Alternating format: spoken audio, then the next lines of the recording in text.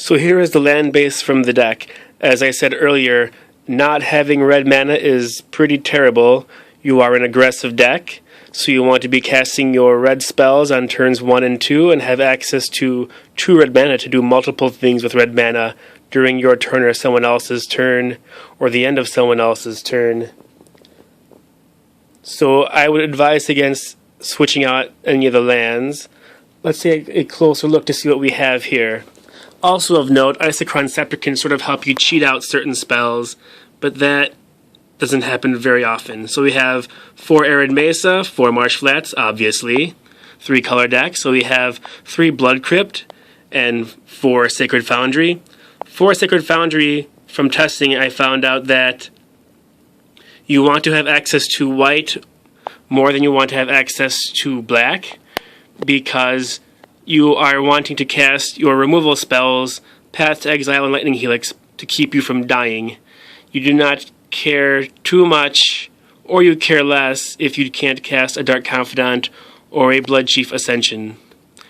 Then we have 1 Clifftop Retreat, 1 Dragon Skull Summit. We have 1 Swamp, 1 Plains, 1 Mountain, because Blood Moon is a thing, and also a Path to Exile. You'd like to get some free lands of your choice. And then lastly, get to Encampment. What is this card? It is a 2/1 first striker for 2 mana. It awkwardly comes into play tap, so we only run 2.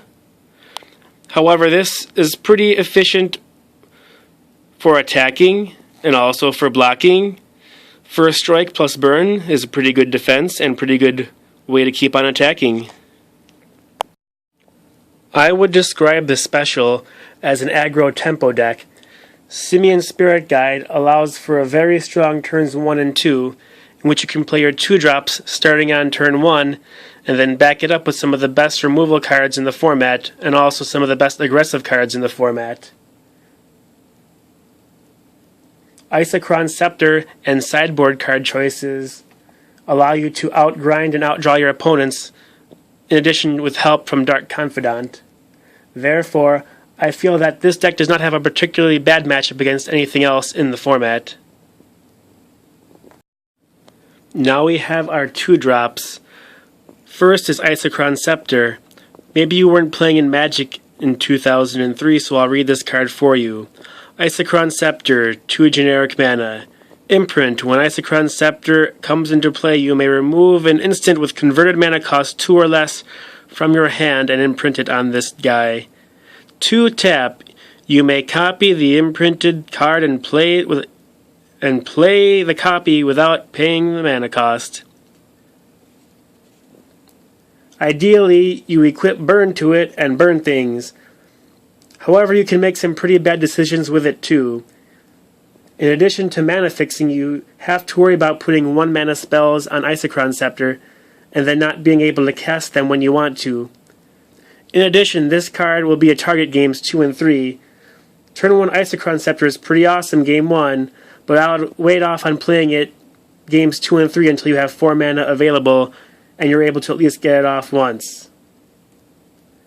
That way you can at least try to break even.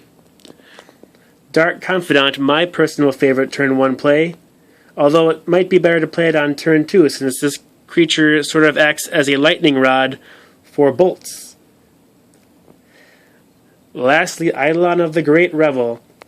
I asked my brother before Grand Prix Minneapolis if there is any card from the new set that I should be aware of. After being linked to this card, I knew I had to make room. Here is a turn 1 threat that can do tremendous amount of damage if not stopped. It is not very good against pods, so I take them out, but against control and combo decks without much removal, it is the nuts.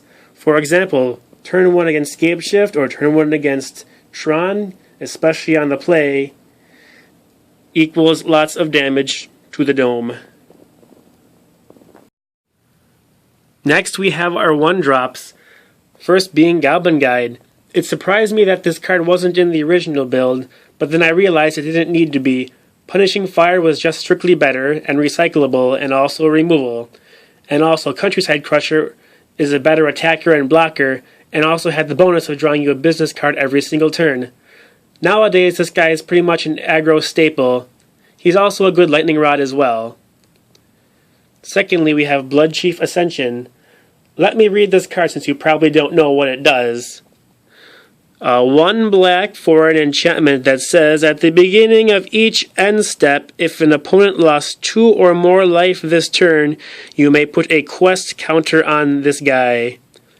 Whenever a card is put into an opponent's graveyard from anywhere, if Blood Chief Ascension has 3 or more quest counters on it, you may have that player lose 2 life. If you do, you gain 2 life. Sounds pretty good once it gets going. However, one thing I noticed about this card is there are a lot of answers to it in Modern, like Cryptic Command, Bounce, Abrupt Decay, all of the answers that Pod has, Repeal, just to name a few. Therefore, a few, if not all, come out games 2 and 3. Plus, not having access to Punishing Fire, Recycling, also makes this card less exciting.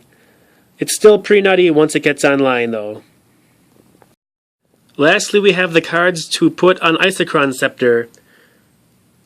First is Lightning Helix, the best. Then Lightning Bolt. Nothing to say about that, it's a bolt. It is good all around.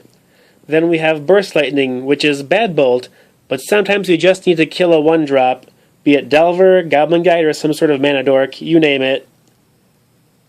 Then you can save your good spells for bigger creatures, or dealing damage to the dome. Of note, it also has Kicker, so it provides extra reach against players and bigger threats. Though this doesn't happen too often, it's a good option to have. Lastly, when you imprint it on the scepter, you can copy it and kick it if you happen to have 6 mana not going anywhere better.